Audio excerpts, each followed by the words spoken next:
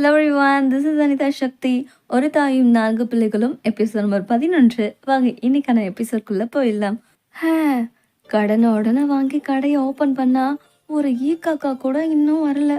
ஆமாம் pass, 6 month டெட்லைனும் முடிய போகுது. இதை பத்தியெல்லாம் உங்க ஆத்தாக்கு எங்கேயாவது கவலை இருக்கா? அங்க பாரு அவ என்ன பண்ணிட்டு இருக்கான்னு. அதுக்கு நான் என்ன பண்ணட்டும்? அவங்க காமிச்சுக்காம இருக்கிறாங்க. எல்லாம் கரெக்டா இருக்கு, அப்புறம் ஏன் பிசினஸ் இன்னும் ஓடல? நம்ம எந்த இடத்துல தப்பு பண்ணியிருக்கோம்? ட்ரிங்கை மாத்தல, ஃபுட்டை மாத்தல, டேஸ்ட்டை மாத்தல, அப்புறம் எதுல பிரச்சனை வந்தது? ஏன் கஸ்டமர் எல்லாம் வரல? எங்க தப்பு நடந்திருக்கும்? இங்க பாருங்க, என்னது இது? எதிர்த்த கடையில அந்த டேங்க் ஷாப் கீப்பர் இருக்கானே, நம்ம ஃபுட்டையே நமக்கே வித்துட்டு இருக்கான். என்ன சொல்ற? ஆமா, நம்மளோட ஃபுட்டு அப்படி காப்பி அடிச்சிருக்கான். அதே டேஸ்ட், அதே ஃபுட்டு நம்மளை விட சீப்பா கொடுக்குறான். என்னது? அதனாலதான் கஸ்டமர் நம்ம கடைக்கு வரலையா? போச்சா, ஏற்கனவே ஸ்வீட் பொட்டேட்டோஸ் திருடி காப்பி அடிச்சாங்கன்னு தான் இப்ப இத ஆரம்பிச்சோம். இதுவும் நஷ்டத்துல போதா? இவனுக்கு என்னதான் பிரச்சனை? எதுக்கு நம்மளே நோண்டிட்டு இருக்கான்?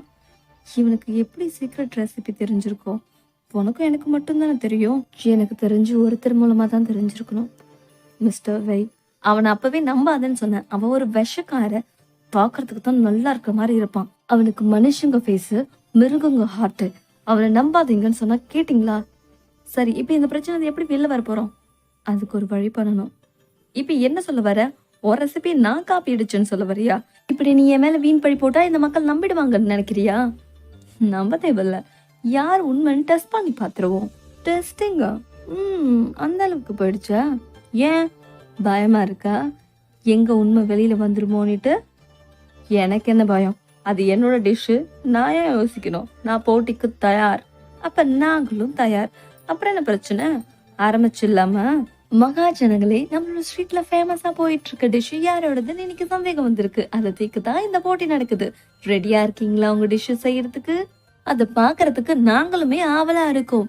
ரெடியா அப்படின்னு சொல்லி ஆரம்பிச்சிருவாங்க. நம்மளோட ஹீரோயினியும் செய்வாங்க, ஒரு பக்கம் டேங்கும் செஞ்சுட்டு இருப்பாரு. அந்த டிஷ்ஷை ஃபைனலா ஜட்ஜிங் கிட்ட கொண்டு வந்து வச்சிருவாங்க. ரெண்டும் பாக்குறதுக்கு ஒரே மாதிரி தான் இருக்கு. சரி, சாப்பிட்டு பார்த்தாதான் இதோட டேஸ்ட் எப்படி இருக்குன்னு சொல்ல முடியும் அப்படின்னு சொல்லிட்டு ஜட்ஜிங்க சாப்பிடுவாங்க.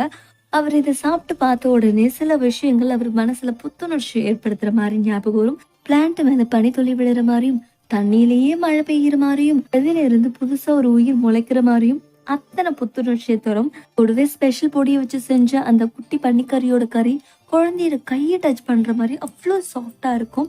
இதுல எல்லா மசாலாக்களும் சேமா இருந்தாலுமே கூட, ஆனா இந்த டிஷ் பர்ஃபெக்டா வந்திருக்கு. டேஸ்ட் அல்டிமேட்டா இருக்கு. இந்த சுவையை என்னால மறக்கவே முடியல. இப்ப இந்த போட்டிக்கான வின்னரை அறிவிக்க போறேன். இதோட வின்னர் மதர் யுரான் அப்படின்னு சொன்ன உடனே, ஹே, நாங்க ஜெயிச்சிட்டோம். என்ன? எப்படி இவங்க ஜெயிக்க முடியும்? இதுல எல்லாமே ஒரே மாதிரி தானே இருந்துச்சு. அப்புறம் டேஸ்ட்டுக்கும் ஒரே மாதிரி தான் இருந்துச்சு. அப்புறம் எப்படி சொல்ல முடியும்? அது எப்படி சொல்ற டேஸ்ட் ஒரே மாதிரி இருந்துச்சுன்னு? நாங்க இதுல என்னென்ன போடுவோம்னு உனக்கு தெளிவா தெரிஞ்சுதா? இங்க பாரு, தேவையில்லாம பேசுற சின்ன பொண்ணே, வாய மூடிக்கடி. டியர் கஸ்டமர், இன்னையில இருந்து நம்ம ஹோட்டல்ல 20% ஆஃபர் தரோம். எல்லாரும் வாங்க வாங்க வாங்க வாங்க, எல்லாரும் வாங்க வாங்க. ஹேய், எங்க போறீங்க? நான் 50% ஆஃபர் தரேன். நம்ம கடைக்கு வாங்க, அங்க போகாதீங்க. நீ எவ்வளவு பேசினாலும் நடக்காது. நீங்களும் இந்த இடத்துக்கு வருவீங்க நான் கொஞ்சம் கூட எதிர்பார்க்கல. ரொம்ப நன்றி கோஆபரேட் பண்ணதுக்காக. இருக்கட்டும், பரவாயில்ல. ஒன்னும் கணக்கு தெரியாதா என்ன? வாங்க வாங்க, உள்ள வாங்க, சீக்கிரம் டோக்கன் தெரிஞ்சிட போகுது.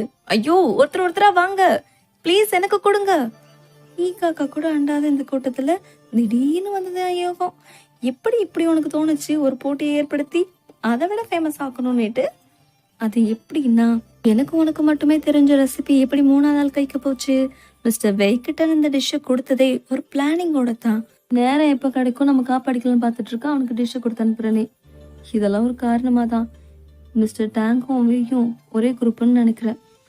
அதனால டெஸ்ட் பண்றதுக்காக தான் இதை கொடுத்து அமிச்சேன். புரிஞ்சுதா? வா, இது எனக்கு கூட தோணல பாரு. ஆடு மாட்டிரும் நினைக்கிறேன். சரி, இதுக்கப்புறம் நம்ம வியாபாரம் சூடு பிடிக்க ஆரம்பிச்சிருச்சு. இது பத்தாது, இன்னும் நிறைய விஷயங்களை கொண்டு வரணும். விஷயங்கள அப்டேட் ஏதாச்சும் நியூவா கொண்டு வரணும். இப்ப ஃபெஸ்டிவல் வருது இல்லையா? அதுக்காக நான் ஒரு கிஃப்ட் பாக்ஸ் ரெடி பண்ணிருக்கேன். இதுல 6 கேக்கு 6 டேஸ்ட்ல இருக்கும். கூடவே ஒரு கூல் ட்ரிங்க்ஸும் கொடுக்குறோம். இது கண்டிப்பா மக்களை அட்ராக்ட் பண்ணும். வசதியானவங்க, அதுக்கப்புறம் லக்க எதிர்பார்க்கறவங்களுக்கு எல்லாம் இந்த பாக்ஸ் ஒரு வரும். ஏன்னா இது கிடைக்கிறவங்களுக்கு இந்த நியூ இயர்ல நாள் நல்லா இருக்கும். நம்ம ஒரு விளம்பரத்தை கொடுக்க போறோம். கூல் ட்ரிங்க்ஸ் பாட்டில கூட நேர்த்தியா செஞ்சிருக்கோம். இது நம்ம எங்க வேணா கொண்டு போகலாம். இது நான் தான் கண்டுபிடிச்சேன். கண்டிப்பா நியூ இயர்க்கு நம்ம ஹோட்டலோட இந்த கிஃப்ட் பாக்ஸ் தான் ட்ரெண்டிங்ல போக போகுது. நான் கால்குலேட் பண்ணதுல இந்த மாசம் வசூல் ரொம்ப அதிகமா இருக்கு. கால்வாசி சம்பாதிச்சிட்டோம். வாவ், குட் நியூஸ் சொல்லியிருக்கேன். ரொம்ப சந்தோஷம். அப்ப இருக்கிற மாசத்துல கண்டிப்பா $2000 ரீச் பண்ணிடுவோம். வெற்றியை நம்ம எல்லாரும் கொண்டாடலாம். சேர்ந்து கொண்டாடலாம். ஓபன் பண்ணுங்க, ஓபன் பண்ணுங்க. இந்த பாக்ஸ் இப்ப நம்மளோடது.